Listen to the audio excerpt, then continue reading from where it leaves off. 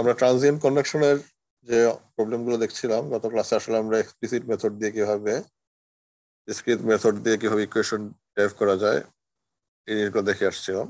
মোটামুটি এরকম 2 ডাইমেনশনাল কেসের ক্ষেত্রে যেটা হয়, আমরা এক্সপ্লিসিট ফর্মে যদি লিখি তখন এটা মানে টাইমের যে এক্সপ্লিসিট ফর্ম, সেক্ষেত্রে আমরা যে অ্যাপ্রক্সিমেশনটা ইউজ করি সেটা আমরা বলতেছিলাম যেটা ফরওয়ার্ড অ্যাপ্রক্সিমেশন।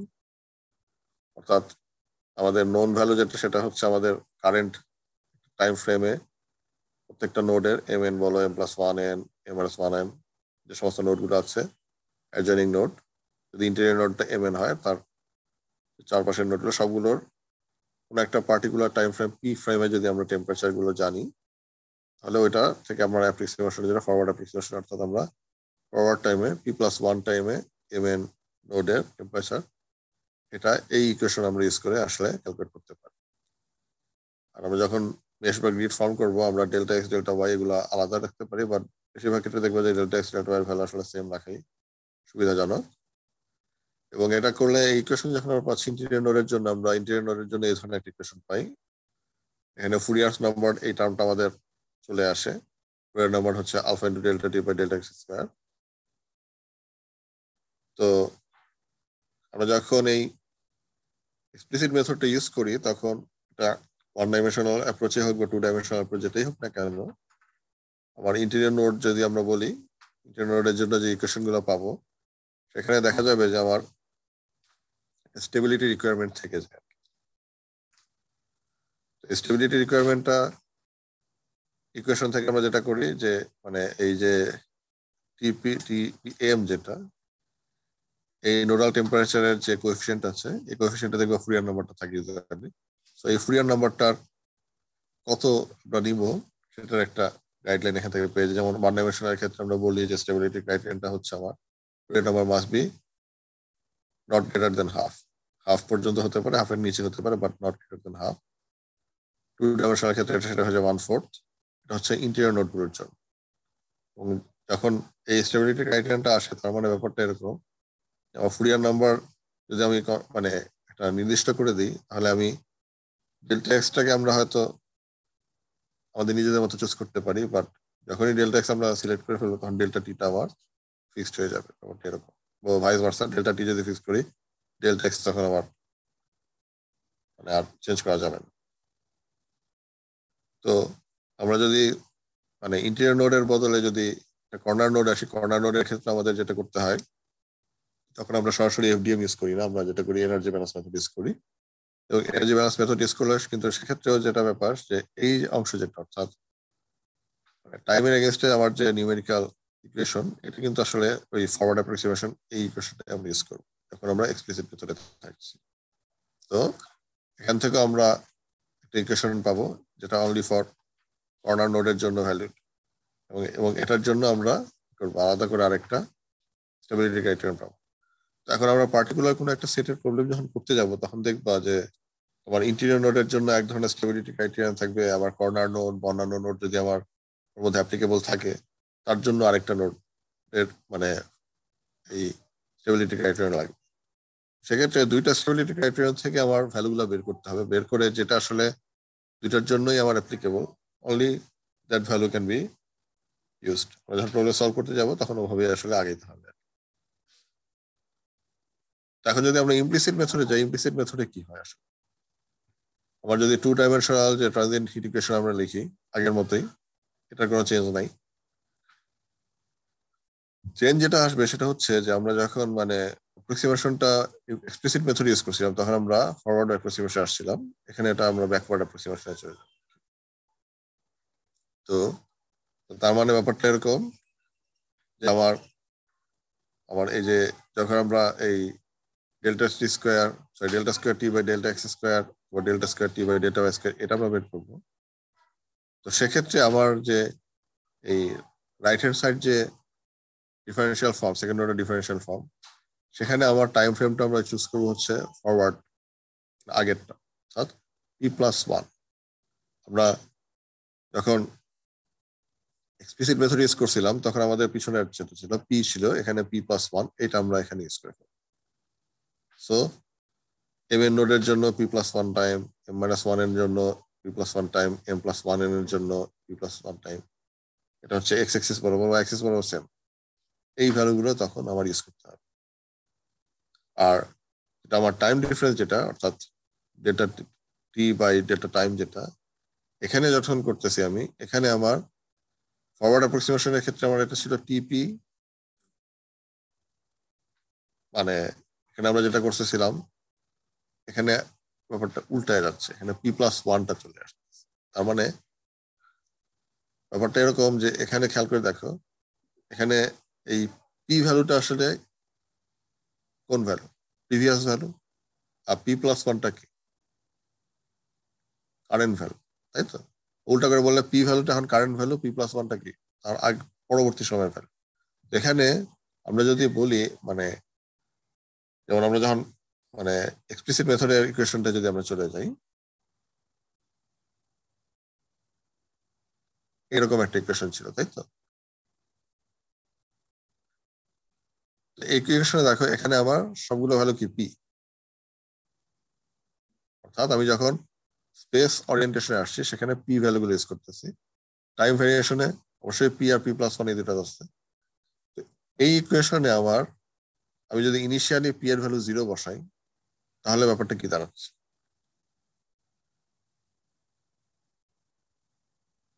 তার মানে আমার সবগুলো নোডের ইনিশিয়াল ভ্যালুগুলো আমার প্রয়োজন। আর এই ভ্যালুটা কি?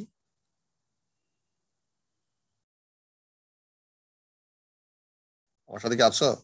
Unknown value.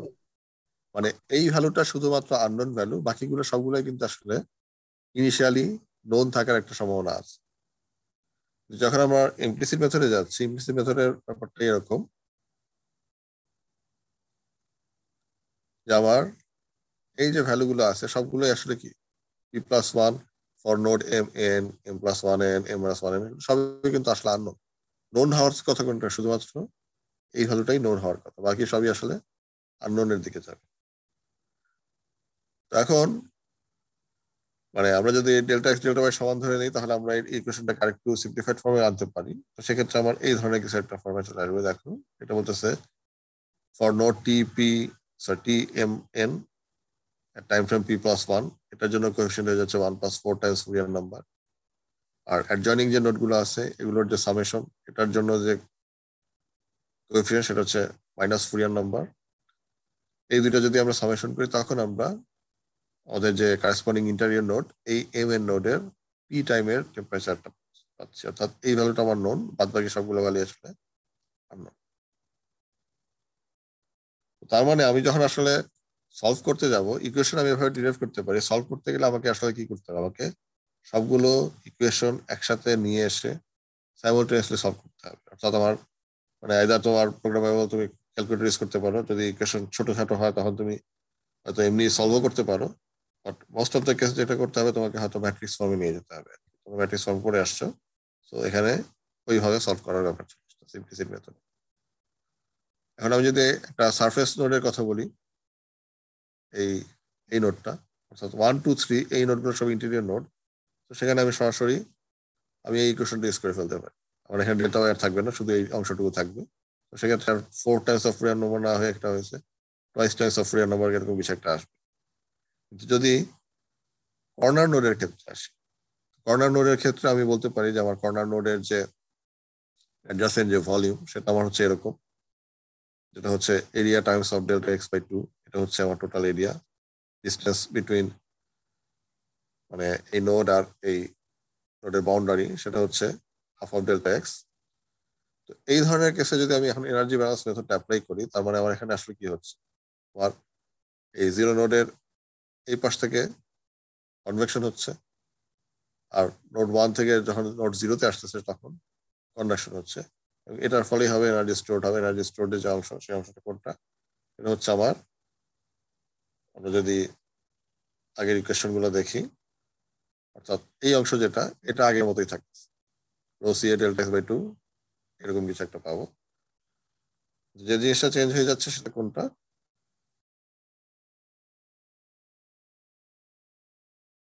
এটা হচ্ছে যে আমার এখানে যে কনভেকশন আর এখানকার যে কন্ডাকশন, এই নোডের যে অংশটা আছে এটা আমরা তখন চেঞ্জ করে দিব এবং এখানে সবগুলোতে আমরা p+1 টাইম এই টাইমটাই ইউজ করবো। আমরা যদি ওটা ইউজ করি সেক্ষেত্রে আমার এই ধরনের আমরা একটা ইকুয়েশন পেয়ে যাবো। আমি এটা মানে এক্সপ্লেন করে দেখাচ্ছি না, কারণ এনার্জি ব্যালেন্স মেথড তোমরা অনেকবার করে আসছো। পার্থক্য একটাই, সেটা হচ্ছে টাইম ফ্রেম, যেটা টাইমটা তোমাকে সিলেক্ট করে দিতে হবে। এটা যদি আমরা সিলেক্ট করি আমার এই ধরনের একটা ইকুয়েশন আমরা পেয়ে যাচ্ছি। তো ইমপ্লিসিট মেথডের সুবিধা হচ্ছে ইমপ্লিসিট মেথডের ক্ষেত্রে আসলে তোমার এই যে স্টেবিলিটি ক্রাইটেরিয়ন এই জিনিসটা আসলে আর প্রয়োজন পড়ে না, যেহেতু বেশিরভাগই আননোন প্যারামিটার।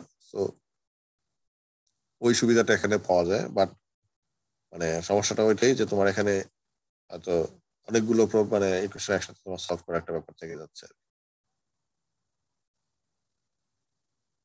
আমরা যদি এই ইমপ্লিসিট মেথডের ইকুয়েশন গুলো দেখি, যেমন ইন্টেরিয়র নোডের জন্য একটু আগে আমরা বলে আসলাম যে 2 ডাইমেনশনাল ইন্টেরিয়র নোড হয়, তখন আমরা এই ধরনের একটা ইকুয়েশন পাবো।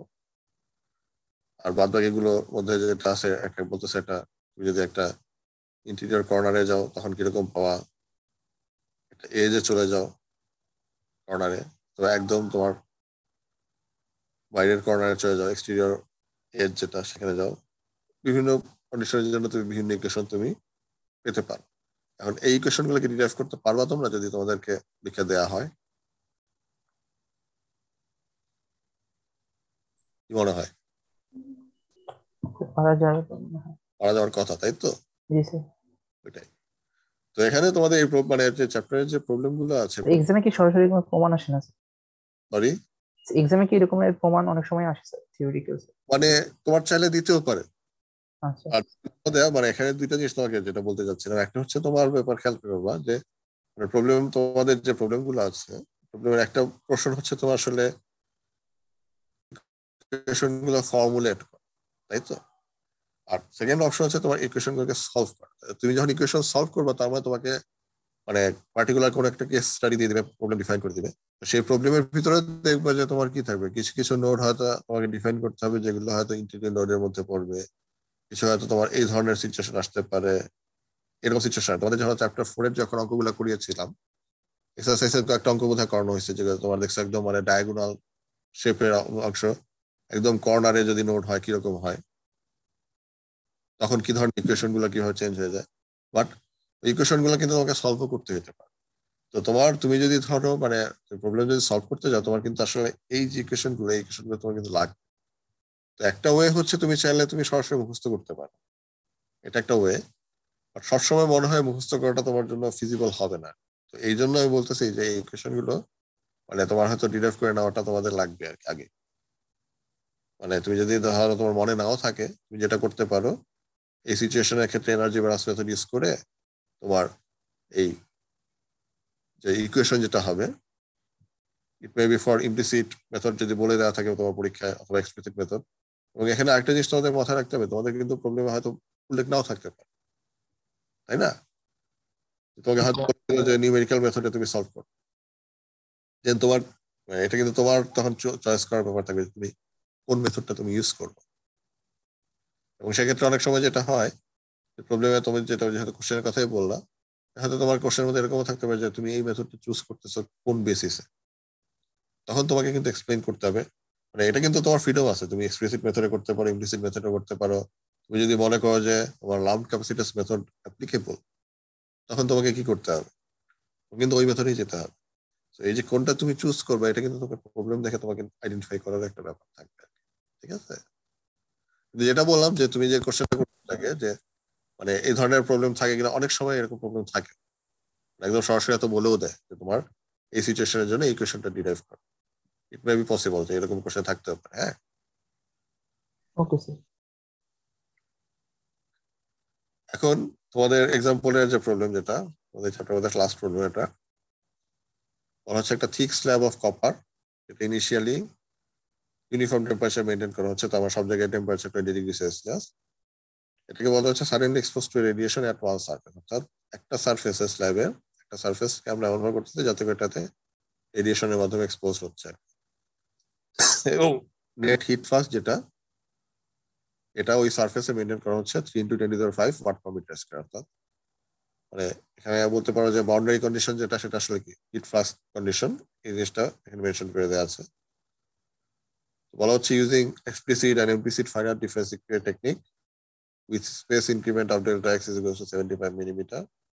Determine the temperature of the irradiated surface and at an interior point that is 150 millimeter from surface after 2 minutes have elapsed. তো তোমার প্রবলেমের ভিতরে আসলে অনেক কিছুই বলে দেওয়া আছে, অর্থাৎ তোমাকে নিউমেরিক্যাল মেথডে যে করতে হবে এটা বলে দেওয়া আছে, এবং মানে কোন কোন জায়গা টেম্পারেচার বের করতে বলছে সেটাও বলে দেওয়া আছে। অর্থাৎ তোমার যদি মানে প্রবলেম সাদা চোখে দেখো, মানে এটা কি 2 ডাইমেনশনাল প্রবলেম, 3 ডাইমেনশনাল প্রবলেম না 1 ডাইমেনশনাল প্রবলেম, কোনটার মধ্যে পড়বে? One dimension. আসলে 1 ডাইমেনশনাল প্রবলেম পড়বে, কারণ এখানে তোমার বলে দেওয়া আছে আসলে মানে শুধুমাত্র একটা দিকের কথা এখানে মেনশন করে দেওয়া আছে যে একটা পাশে পড়তেছে আর একটা পাশে তোমার ঠিকঠাক ডিস্ট্রিবিউট হয়ে যাবে আর কি, তাই তো। এবং ইনিশিয়ালি টেম্পারেচার ছিল সব জায়গায় কত, 20°C। তার মানে তোমার এখানে যে দুইটা সারফেসের কথা মানে দুইটা পয়েন্টের কথা মনে আছে দেখো, একটা বলা হচ্ছে ইরেডিয়েটেড সারফেস, তার মানে এখানে এক্স এর ভ্যালুটা কত হবে? যদি স্ল্যাবের একটা পাশে আমি রেডিয়েশনের মাধ্যমে হিট সাপ্লাই দিই, ইনপুট দিই, ওই ইরেডিয়েটেড সারফেসের টেম্পারেচার ডেফিনেটলি বাড়বে, ওই হিটটা কি হবে ভিতরে কন্ডাকশনের মাধ্যমে তোমার ভিতরের দিকে যাবে, তাই তো। তোমার যেটা ইরেডিয়েটেড সারফেস সেখানে আমার এক্স এর ভ্যালুটা আমরা কত ধরবো আসলে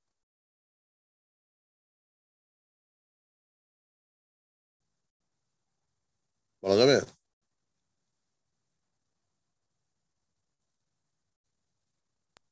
একটা তো জিরো ধরতে হবে।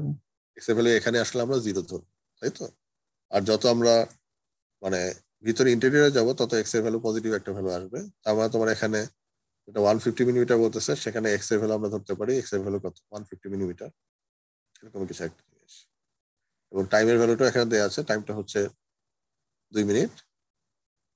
আচ্ছা, এখন এখানে যদি আমি নোন কথা বলি যে ঠিক স্ল্যাব অফ কপার এটা নিয়ে, অর্থাৎ ম্যাটেরিয়াল বলা আছে, ম্যাটেরিয়াল যদি বলা থাকে তাহলে আমরা ম্যাটেরিয়ালের প্রপার্টি গুলো আমরা আমাদের যে অ্যাপেন্ডিক্স আছে ওখান থেকে বের করতে পারি। টেম্পারেচার ইউনিফর্ম 20°C, আর একটা সাইডে বলা হচ্ছে কনস্ট্যান্ট নেট হিট ফ্লাক্স। আমরা যদি মানে স্কিমেটিক্যালি দেখি, আমার স্ল্যাব হচ্ছে এরকম একটা স্ল্যাব, স্ল্যাব বলা হচ্ছে মানে থিকনেস এক্স ডিরেকশনে এটা ঠিক, সো এক্স এর ভ্যালুটা আসলে মোটামুটি অনেক দূর পর্যন্তই যাবে। এবং এই সারফেসে বলা হচ্ছে একটা heat flux present Q not double prime. এই ফ্লাক্সের ভ্যালু বলা হচ্ছে 3 × 10⁵ ওয়াট পার মিটার স্কোয়ার। এই ডেট এখানে এনার্জি কনস্ট্যান্ট ওয়েতে ঢুকতেছে। কখন ঢুকতেছে এখানে এই জিনিসটা খেয়াল রাখার বিষয়, যে আমি যেহেতু এটা ট্রানজিয়েন্ট প্রবলেমের দিক থেকে যাচ্ছি, বলেই দেওয়া আছে যেহেতু টাইমের কথা, টাইমের সাথে সাথে টেম্পারেচার চেঞ্জ হবে। তো তার মানে ইনিশিয়ালি আমার যখন টাইম হচ্ছে 0, তখন আমার এই হিট ফ্লাক্সটা আসলে কি, হিট ফ্লাক্সটা আসলে ছিল না। আমি হিট ফ্লাক্সটা দেওয়া যখন শুরু করতেছি তারপর থেকে আমার টাইমের ভ্যালুটা পজিটিভে কাউন্ট হবে আর কি, ঠিক আছে। তো এই যে স্ল্যাবটা বলা হচ্ছে কপারের, সো কপারের যদি হয়, কপারের আমার যে মানে প্রপার্টি গুলো, থার্মাল কন্ডাক্টিভিটি বলো, ডিফিউসিভিটি, এই জিনিসগুলো আমার জানা থাকতে লাগবে। আর এখানে বের করতে বলছে আমাকে টেম্পারেচার সারফেস, তার মানে এই এক্স এর ভ্যালু যেখানে 0, অর্থাৎ এখানে আমি যদি নোট পয়েন্ট বলতে থাকি, তবে এই নোটটাকে আমরা বলতে পারি এই নোটটা আসলে কি ধরনের নোট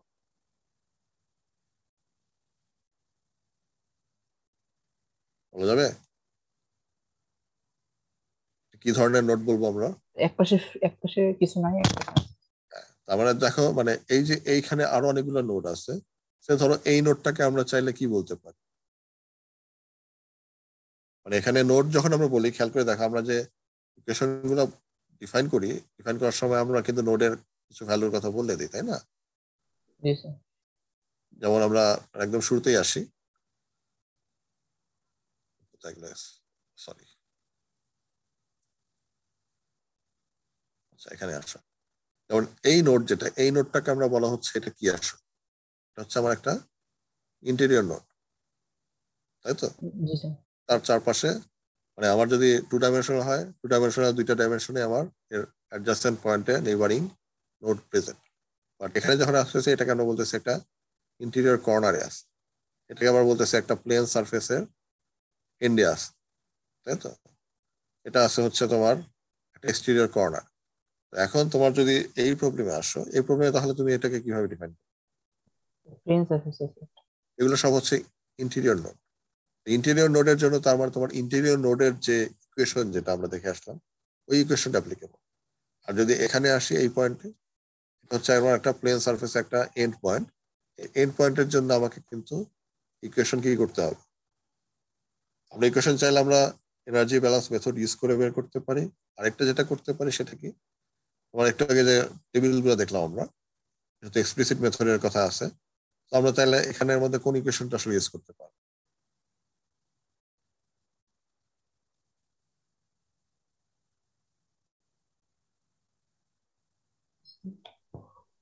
ইন্টেরিয়র নোডেরটা ইউজ তিন করতে নম্বর পারো, তিন প্লেন নম্বর সারফেসটা ইউজ এই তিন তিন নম্বর যেটা, নাম্বার। এটার সাথে কিছুটা মিলে, কিন্তু এখানে খেয়াল রাখার বিষয় 3 নম্বর যেটা আছে এটা কিন্তু আসলে 2 ডাইমেনশনাল কন্ডিশনের জন্য, তাই না?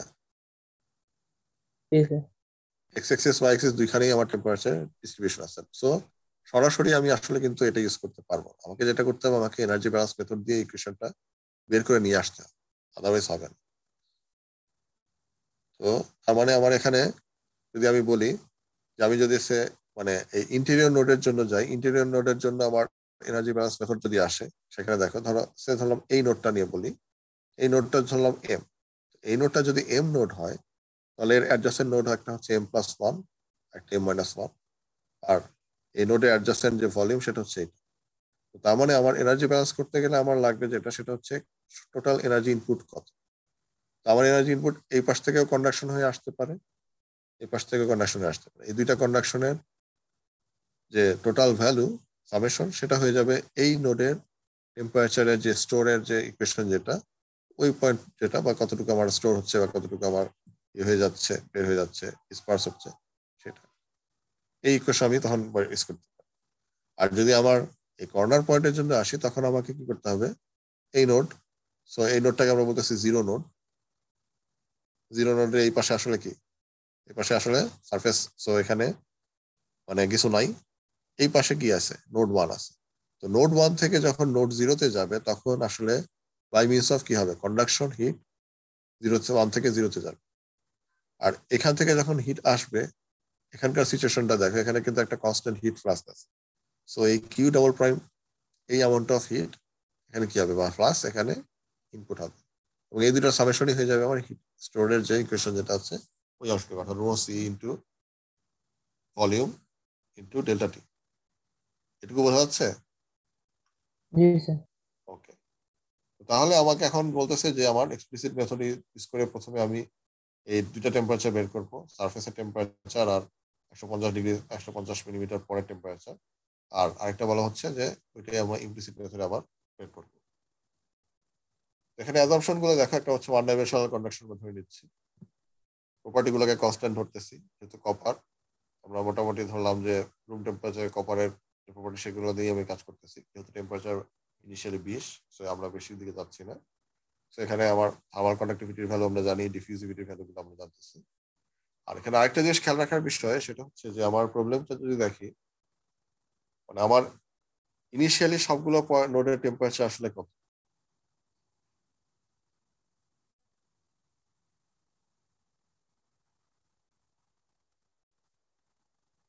Initial 20 degree. স্যার 20। ইনিশিয়াল যে টেম্পারেচার, এটা সব জায়গাতে ইউনিফর্মলি ডিস্ট্রিবিউটেড, তাই তো? তার মানে আমরা ধরে নিব আমার সব জায়গায় 20 ডিগ্রি। আর টাইম যখন আমার 0 থেকে একটু বাড়লো, আর যখনই আমি এই হিট ফ্লাক্সটা দেওয়া শুরু করলাম, হিটটা ডিস্ট্রিবিউট হয়ে কিন্তু এদিকে যাবে, তাই তো? তার মানে এখন ইনিশিয়ালি সবচেয়ে আগে টেম্পারেচার বাড়বে কোন নোডে, এই কর্নার নোডের থেকে এই নোডের টেম্পারেচার ডেফিনেটলি একটু কম হবে, এটা আরো কম হবে, এরকম করে তো আমার বাড়তে থাকবে। তো এই জন্য আমরা যেটা করি, আমরা ধরে নিই যে যেহেতু একটা ঠিক একটা স্ল্যাবের কথা বলা আছে, সো এক্স এর ভ্যালু মেবি ইনফিনিটি। তো ইনফাইনিট যখন এক্স এর ভ্যালু হবে, তখন টেম্পারেচারটা কি হবে?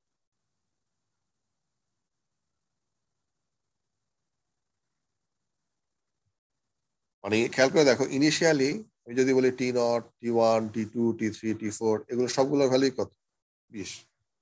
আমি যদি ধরো টাইম বললাম 5 সেকেন্ড, 5 সেকেন্ড পরে এই যে নোড 0, এই নোড 0 টেম্পারেচার ডেফিনেটলি কি হবে, 20 থাকবে কি?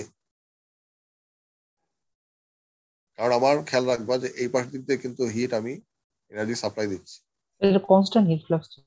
কনস্ট্যান্ট হিট ফ্লাক্স হচ্ছে, তার মানে এই যে নোড, এই নোডের টেম্পারেচারটা কনস্ট্যান্টলি কি হবে,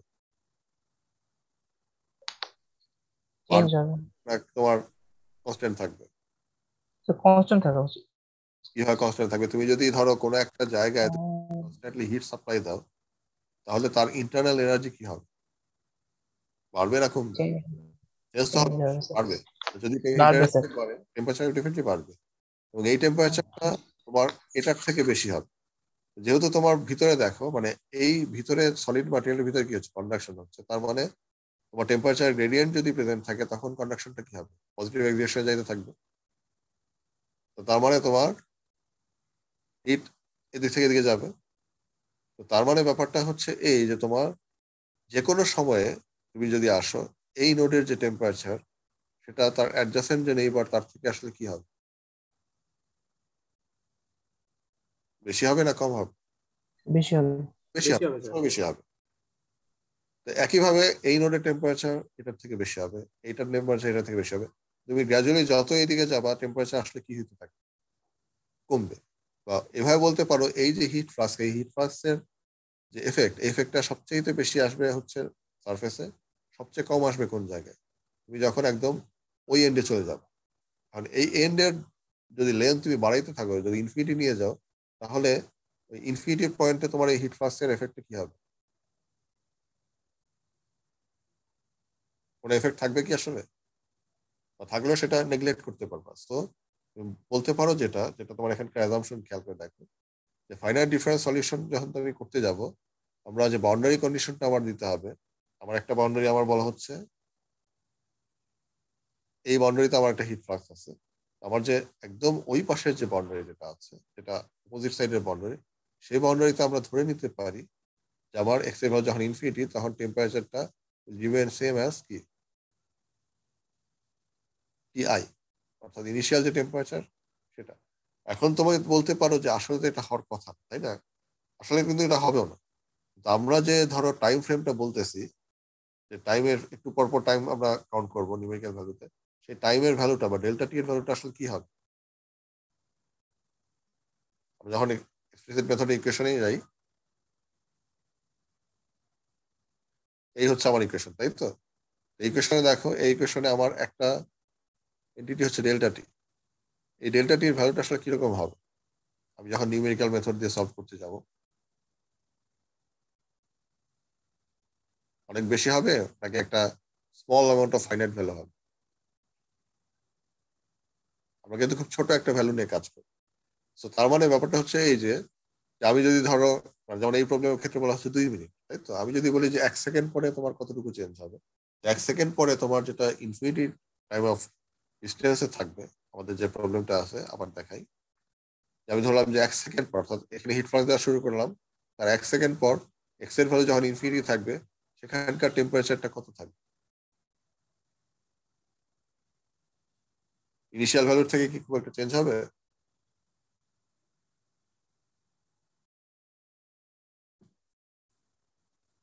আমার কথা কি বোঝা যাচ্ছে?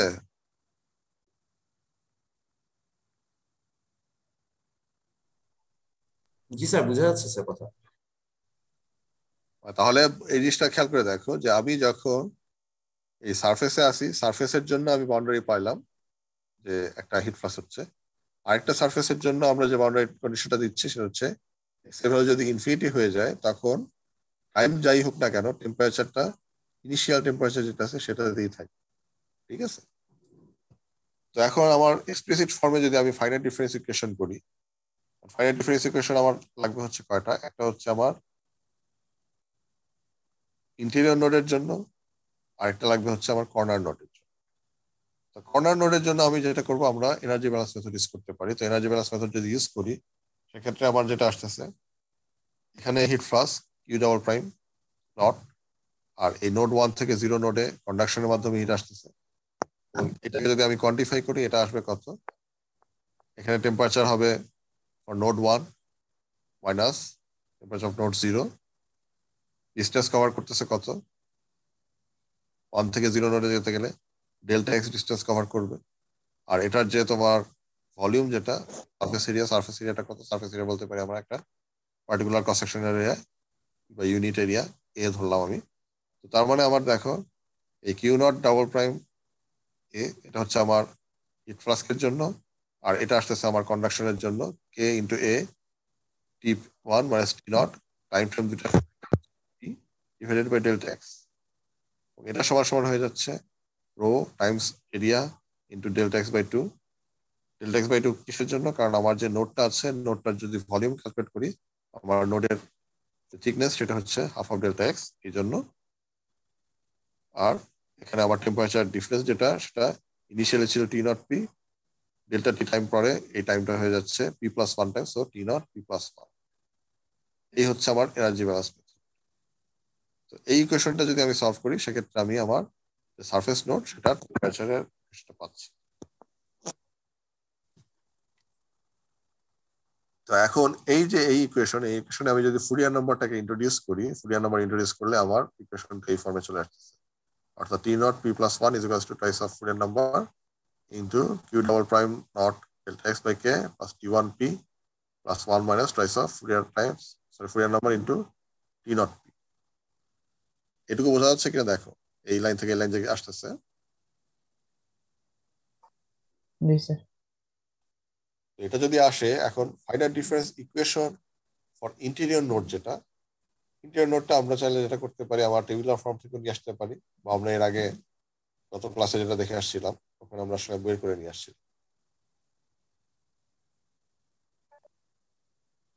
আমরা যদি টু ডাইমেনশনাল ফর্মে থাকি আমার ইকুয়েশনটা হচ্ছে এরকম, আর যদি আমরা এটাকে ওয়ান ডাইমেনশনাল অ্যাপ্রোচে নিয়ে আসি তখন ওয়ান ডাইমেনশনাল অ্যাপ্রোচের জন্য আমার এই হচ্ছে আমার ইকুয়েশন। আমরা সরাসরি এই ইকুয়েশনটা এখানে চাইলে ইউজ করতে পারি। এই ইকুয়েশনটা যদি ইউজ করি তাহলে আমরা লিখতে পারি যে Tm p plus 1 is equals to Fourier number of times Tpm plus 1 plus Tpm minus 1 plus 1 minus twice Fourier number of Tpm। এই দুইটা ইকুয়েশন যদি দেখো, মানে এটা হচ্ছে আমার কর্নার নোড আর এটা ইন্টার নোড, দুটার জন্য আমার স্টেবিলিটি ক্রাইটেরিয়া দেখো 1 minus twice of Fourier number, এই যে কোএফিসিয়েন্ট আছে এই নাম্বারটা আসলে আমাকে কি করতে হবে, এটা জিরোর থেকে বেশি থাকতে হবে। That means Fourier number must be less than or equal to half। আমি যদি ফুরিয়ার নাম্বার এখানে হাফ সিলেক্ট করি তাহলে আমার এই ইকুয়েশনটা কি হবে,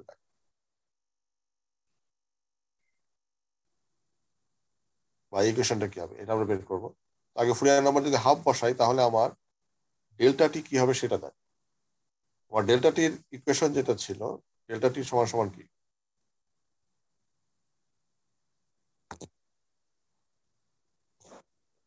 আমরা ডেল্টা টি যেভাবে ডিফাইন করে রাখছিলাম ফুরিয়ার নাম্বার যেভাবে ডিফাইন করে রাখছিলাম সেই জিনিসটা যদি আমরা দেখি,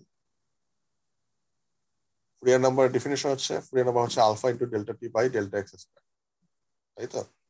তো এখানে আমার কপারের জন্য আলফার ভ্যালু আমরা জানি, ফুরিয়ার নাম্বার যদি হাফ বসাই ডেল্টা এক্স এর ভ্যালু কত দেয়া আছে,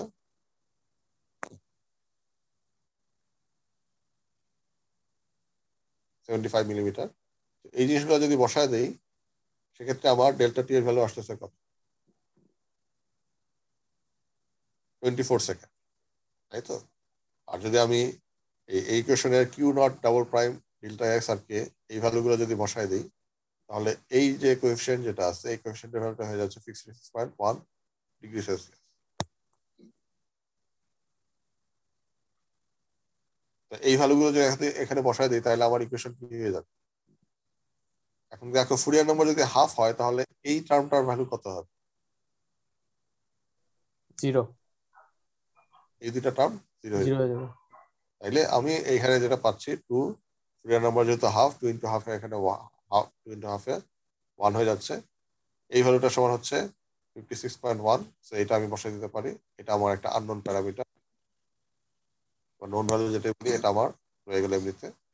আর এই ইকুয়েশনে যদি আসি, এই ইকুয়েশনে ফুরিয়ার নাম্বার যদি এখানে হাফ বসায় দিই তাহলে half of TPM plus one plus TPM minus one, আর এই ভ্যালুটা জিরো হয়ে যাবে। অর্থাৎ মোটামুটি একটা সিম্পলিফাইড ভার্সনে আমি নিয়ে আসতে পারি, তাই তো? আমার ইকুয়েশন দুটা দাঁড়াচ্ছে এরকম কিছু। এখন যদি তুমি ক্যালকুলেট করো তোমার যখন পি এর ভ্যালু জিরো তখন তোমার টাইমের ভ্যালুটা কত,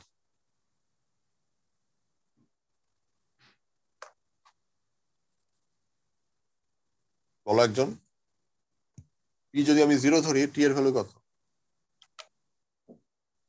20 তো হবে স্যার, ইউনিফর্ম যখন টেম্পারেচার আবার বলো একটু। স্যার 20 হবে স্যার, পি এর ভ্যালু 0, টাইম যখন 0। পি এর ভ্যালু যখন 0, মানে এখানে দেখো আমার কয়টা জিনিস লাগতেছে। প্রথমে আমি পি লিখবো, তাই তো? পিটা কি আসলে?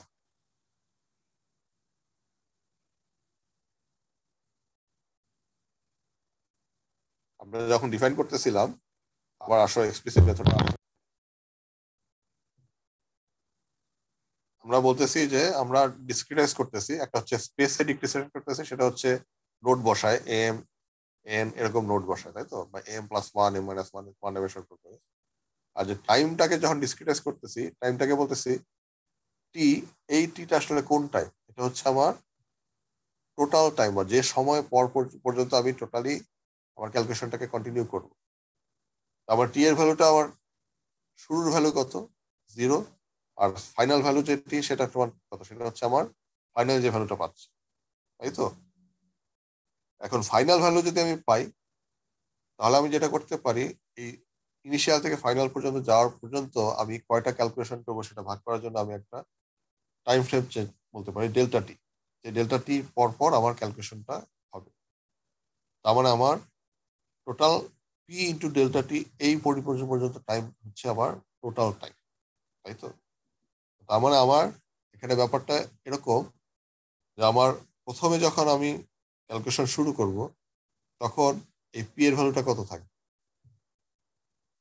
অর্থাৎ টাইম যখন 0, তখন পি এর ভ্যালু কত? 0 হবে 0।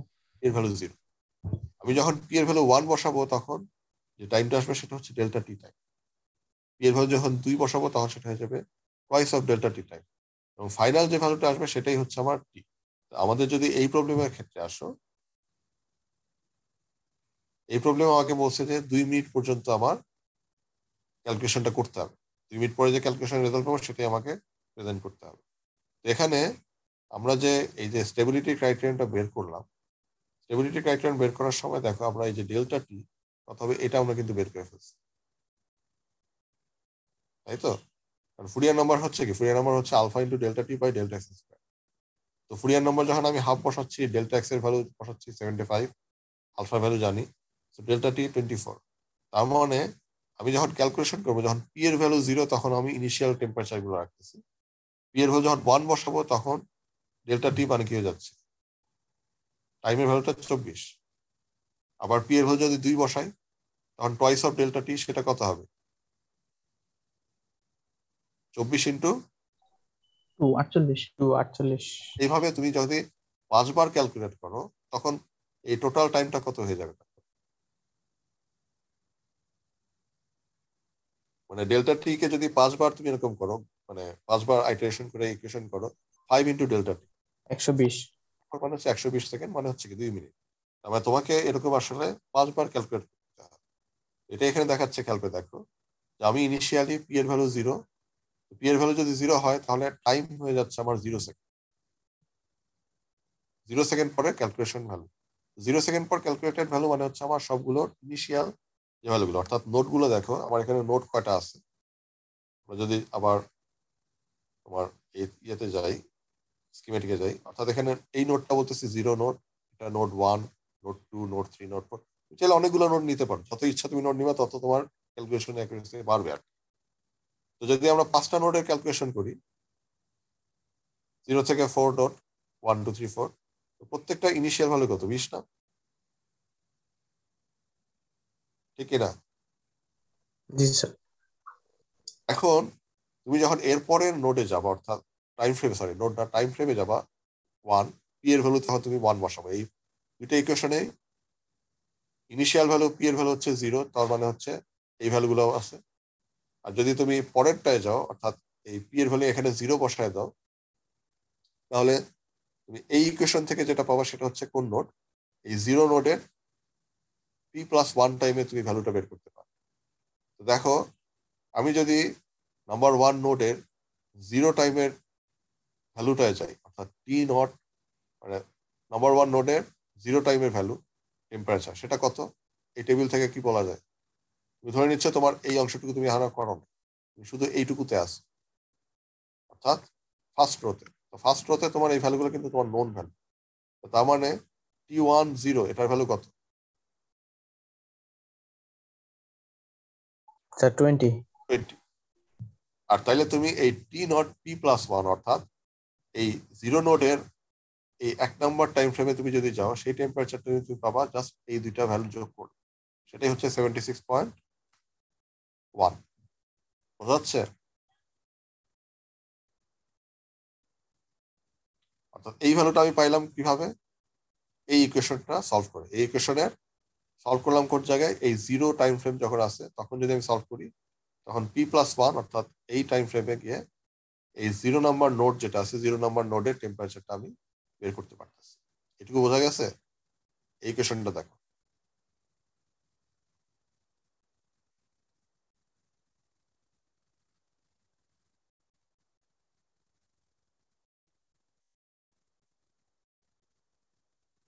বোঝা তো কথা বোঝা যায় নাই?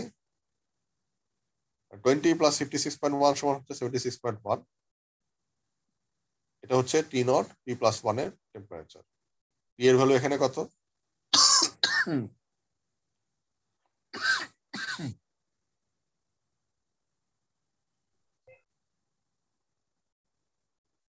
মানে এই ইকুয়েশন গুলোতে পি এর ভ্যালু কত? মানে এই যে এই আমি যখন যতক্ষণ পর্যন্ত এই রোতে আছি, পি এর ভ্যালু কত? 0 আর এই রোতে গেলে 1 1 তার মানে আমি এই রো এর এই ভ্যালুটা ইউজ করলাম, অর্থাৎ T1 পয়েন্টের যে নোড আছে এই নোডের টেম্পারেচারটা ইউজ করলাম, এই T0 P+1টা পেলাম, P+1 টাইম খেয়াল করে দেখো, তার মানে এই এই 1 টাইম ফ্রেমে আমি 0 নোডের টেম্পারেচারটা পাই। এখন বাকিগুলো এই টেম্পারেচার গুলো কিভাবে পাচ্ছি?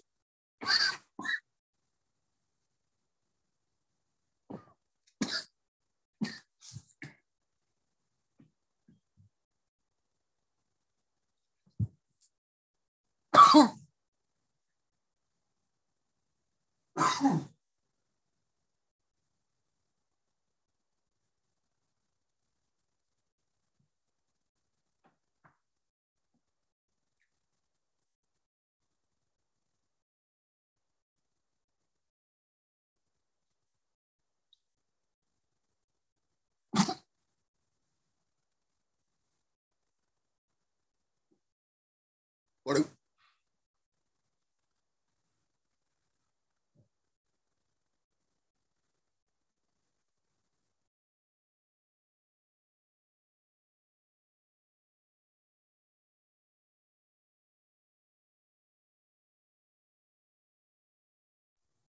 সরি, তোমরা এই ইকুয়েশনটা যদি সলভ করো তাহলে কি এগুলো আসে? দেখো তো।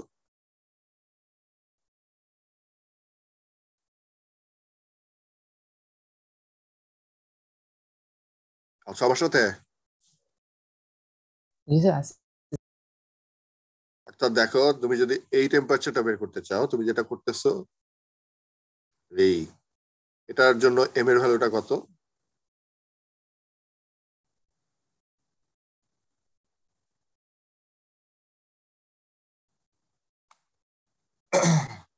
এই নোডে এম এর ভ্যালু কত?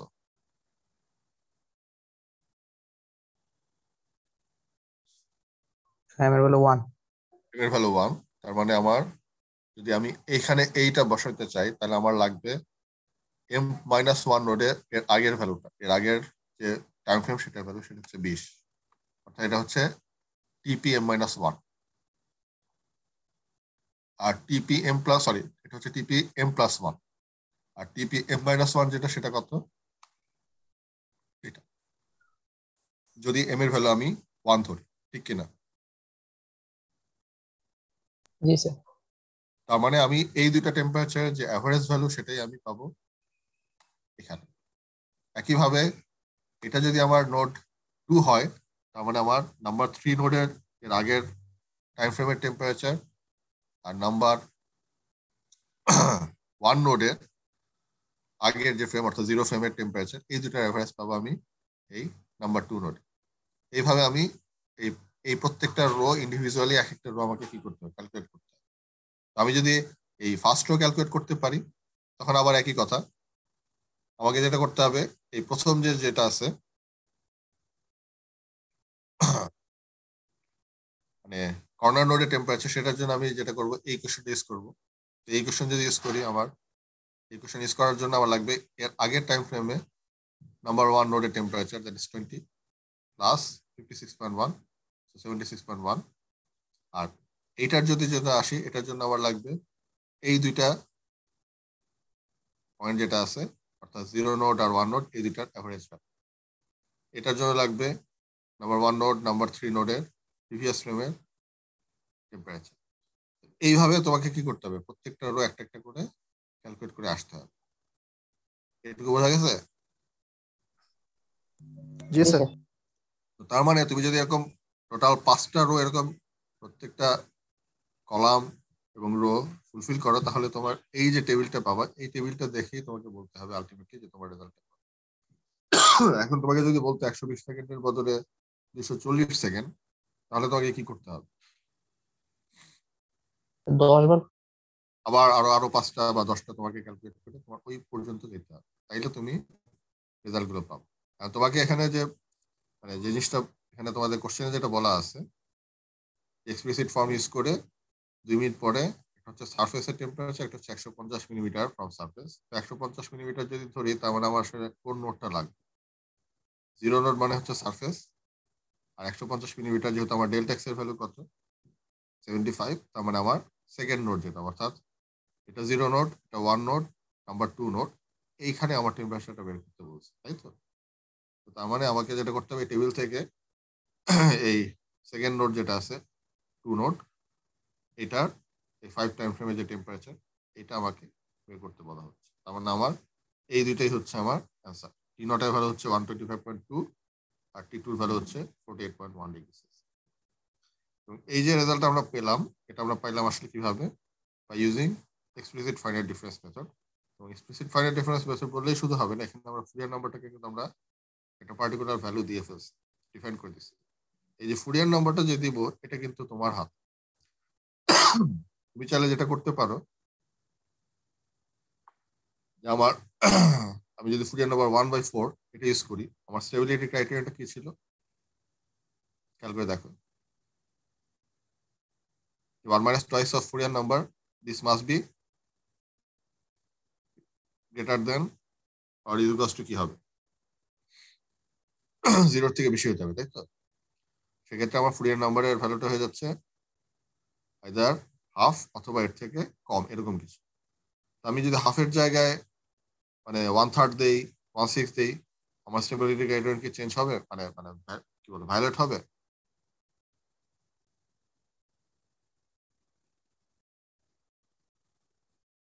আমার সাথে আছো?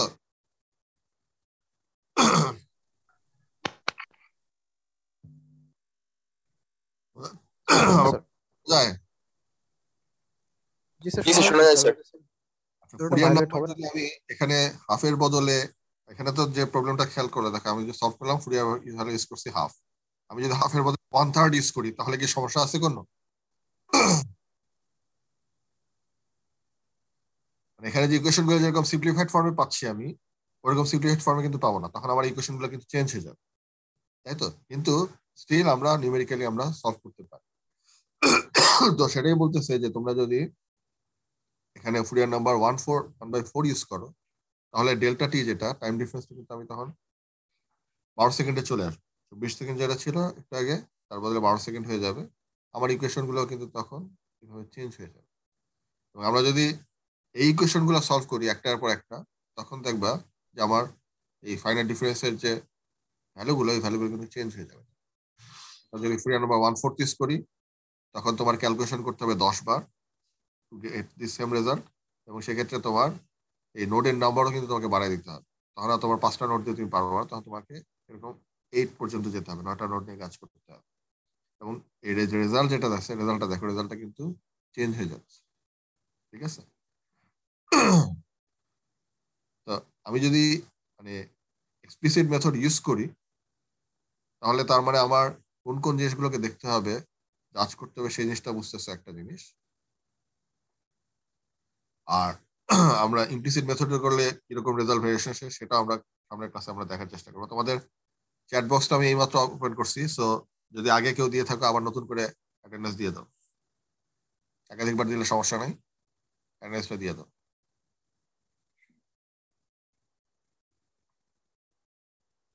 আর ক্লাস একটু আগে ভাগে মানে একদম এরকম 10 মিনিট যাতে গ্যাপ না হয় চেষ্টা করলো, কারণ আসলে ক্লাস আর আগানো যায় না, আর কি মুশকিল হয়ে যায়।